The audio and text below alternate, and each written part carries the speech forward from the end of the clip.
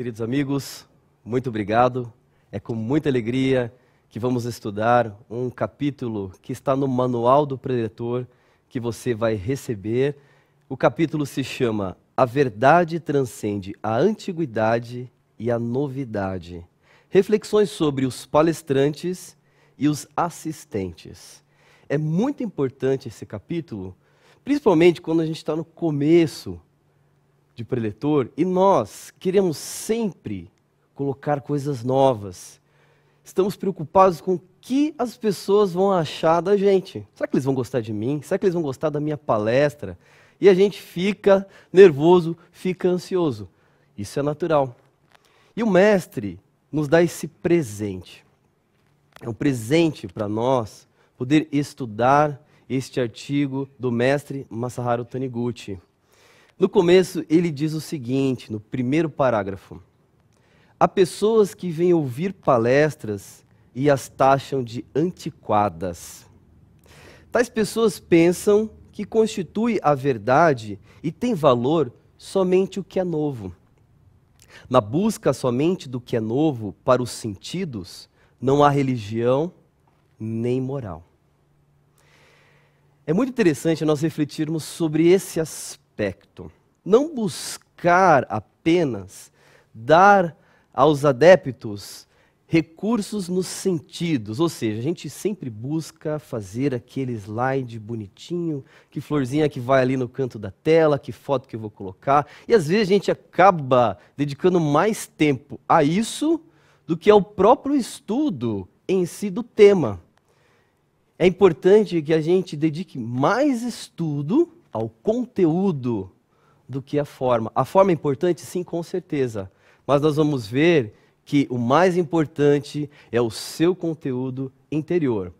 Continuando, o mestre nos diz o seguinte: o que se exige de um religioso não é que conte uma história nova, mas sim que transmita com profundidade a sua compreensão da verdade e a sua fé. Isso é muito importante, a sua compreensão da verdade e a sua fé. Porque todos nós temos as nossas experiências com o ensinamento da Seicho-no-e. Aliás, foram essas experiências com o ensinamento que fizeram vocês se decidirem a serem preletores e líderes da iluminação. Foram essas experiências que comprovaram que o ensinamento funciona, que fez com que vocês hoje sejam dedicados à iluminação. E isso é muito importante, isso é muito rico, é valiosíssimo. E são essas experiências que as pessoas captam nas palestras. São essas experiências que vão te dar conteúdo e profundidade com o tema que te for proposto. Então, nós devemos nos atentar muito a isso. Valorize-se. As suas experiências com o ensinamento da Seicho-no-e são fundamentais. São a base para as suas palestras. É a base para você dizer com convicção que esse ensinamento funciona. E é assim que você vai conseguir salvar as pessoas através das suas palestras. Continuando, pergunto a você: por que as palestras e os livros da Seicho-no-e salvam as pessoas? Na apostila, o mestre Masaharu Taniguchi diz por que isso acontece. Isso acontece porque ela é a verdade viva, que transcende a novidade e a antiguidade. Ou seja, os livros da Seicho-no-e, só de nós lermos, nós já nos curamos. Quantos relatos de pessoas só lendo já se curam? Assistindo uma palestra, elas se curam, porque nesta palestra está a verdade viva. Mas o que é antigo e o que é novo? Por exemplo, muitos conheceram pessoalmente o professor Miyoshi Matsuda. Eu não tive essa oportunidade. Mas muitos que foram conterrâneos e assistiram às suas palestras nos dizem que era comum ele contar sempre uma história. A história da Adelaide. Adelaide era uma espanhola que ele era apaixonado por ela. Só que ele não tinha coragem de se declarar para ela, não conseguia dizer para ela, eu te amo. E aí o que aconteceu? Foi uma outra pessoa lá e casou com a Adelaide. O que ele queria transmitir do ensinamento da Seichonoye com essa história? Que não basta ficar apenas no pensamento, deve-se passar à ação. Então ele sempre costumava contar a mesma história, do mesmo jeitinho, para transmitir com profundidade, com clareza, este ensinamento da Seichonoye. Então é importante você se apropriar de uma história para poder contar de forma com que atraia a atenção das pessoas, mas que ela tenha uma profundidade na imagem verdadeira, que possa transmitir com clareza o ensinamento. Na apostila há um outro exemplo que o mestre nos traz, que são os koans, que são as questões para meditação. Koan são questões muito antigas. Porém, o mestre fala que mesmo esses koans que são antigos, eles trazem valores atuais, porque neles se encerram a verdade. No Manual do Preletor, o mestre vai explicar sobre o koan. Ele não consiste num simples teste de perguntas e respostas sobre a compreensão da verdade, ou seja, não é um quiz doutrinário para fazer aquela dinâmica para ficar engraçado, não. Ele é o registro dos atos e respostas dos mestres antecessores em determinadas situações, ou seja, é a verdade viva. Foram as situações em que os mestres passaram e deixaram registrados como koan. Continuando, ele diz o seguinte: constituem um modelo para nosso treinamento e um princípio em que as gerações posteriores possam se basear e refletir para aprofundar a sua compreensão da verdade. Não há dúvida de que ele é antigo, pois são palavras e práticas dos mestres antecessores. Mas, se o apreciarmos bem, descobriremos que ele permanece novo e atual. Então, o mestre nos dá um exemplo do koan, que é algo muito antigo, porém, se nós soubermos apreciar, nós conseguimos tirar profundos valores. Então, usar koan ou não? Eis a questão. Pode usar, com certeza. É antigo, mas também é atual. Nos traz a reflexão. O homem moderno também precisa meditar com os koans. Então, usar o koan é muito bom, pode ser utilizado. Continuando, essa questão de antigo e novo não é só visto apenas na religião. O mestre nos ensina aqui nesse artigo que também é visto na arte. Por exemplo, quem já não viu aí uma peça de Shakespeare? Acredito que muitos já tenham visto a peça de Shakespeare, várias peças que até hoje são encenadas. Por quê? Porque elas transmitem o belo. E Shakespeare é lá de 1500 e poucos. E até hoje é atual. Então, o que o mestre fala sobre essas obras que passam o tempo? São antigas, mas ao mesmo tempo atual. Também na arte, aquilo que encerra em si uma beleza realmente profunda nunca se torna antigo, por mais que seja visto ou ouvido. O belo é sempre fresco e novo. Olha que interessante. O belo é sempre fresco e novo.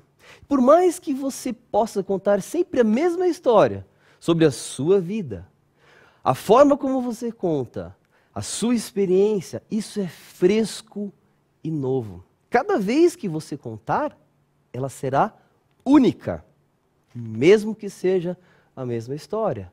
O mais importante é você trabalhar o seu eu interior para dizer com profundidade. Você já assistiu algum filme e quis assistir várias e várias vezes?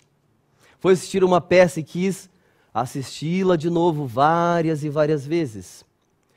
Mesmo você sabendo o começo, o meio e o fim da história, já sabem que o mocinho vai morrer lá no final. Mesmo assim, você quer assistir de novo. Por que que isso ocorre? Porque ela te transmitiu algo mais profundo. Você não se ateve ao enredo, não se ateve à forma. É isso que o mestre traz para nós. Ele cita o exemplo de uma peça teatral do Kabuki, representada por Koshiro. Mesmo sendo encenada todos os anos, atrai o público, que volta a assistir a peça com satisfação. O mérito de Koshiro, que consegue cativar tanto a plateia, é grande. Mas olha que interessante. O mérito do ator é positivo. O mérito do preletor de cativar as pessoas numa palestra é muito importante. Porém, olha o que o mestre nos diz aqui. Considero igualmente maravilhoso o público, que não se cansa de apreciar a peça e de descobrir nela novos valores cênicos. Se for para se divertir com o enredo, assistindo uma vez já é o suficiente. Mas a apreciação da arte não consiste nisso. E aí o mestre fala sobre aquelas pessoas que vão para as atividades e ficam reparando no que os preletores estão falando.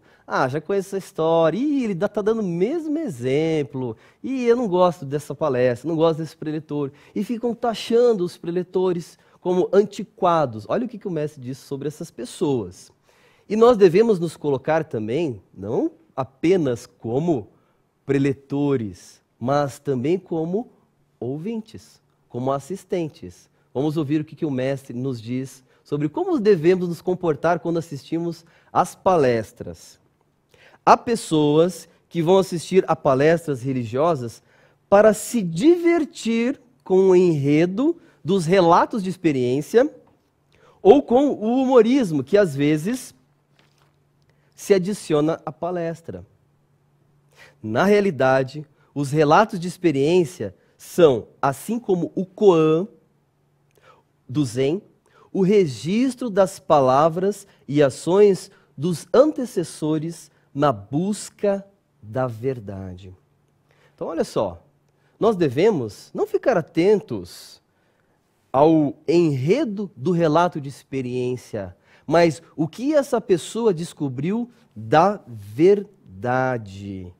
Então, quando nós assistirmos um colega que está proferindo a sua palestra, nós devemos sempre ter esta humildade de buscar saber onde está o conteúdo da verdade naquele relato. E o preletor, o que deve fazer quando utiliza um relato de experiência na sua palestra? O mestre também diz aqui. Olha que interessante. Portanto, o público deve ouvi-lo com toda a atenção, observando ao que o preletor dá ênfase, como ele comenta os relatos, para que, baseando-se nisso, possa elevar o mínimo que seja o grau de sua compreensão da verdade e de sua fé.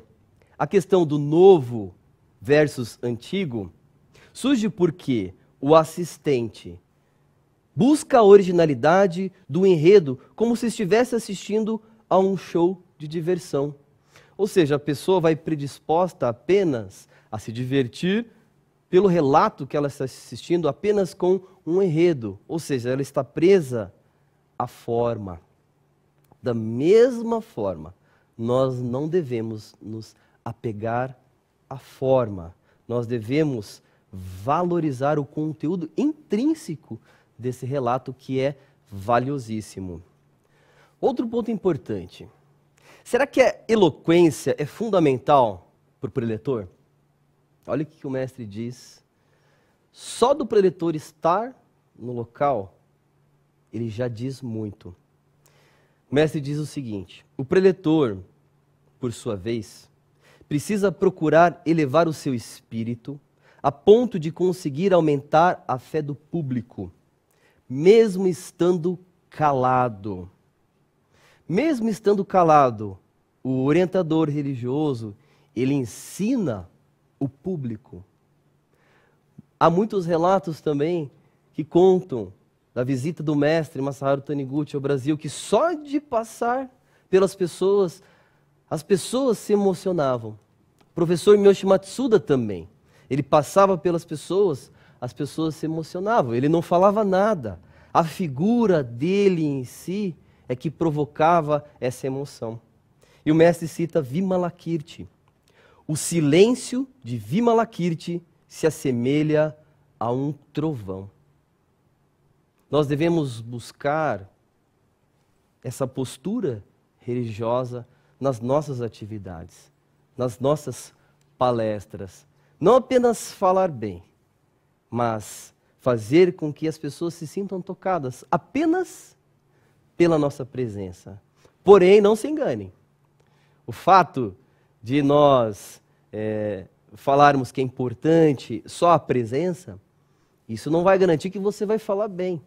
É importante sim que você treine, que você se esforce. A habilidade de falar em público. Olha o que o mestre nos diz.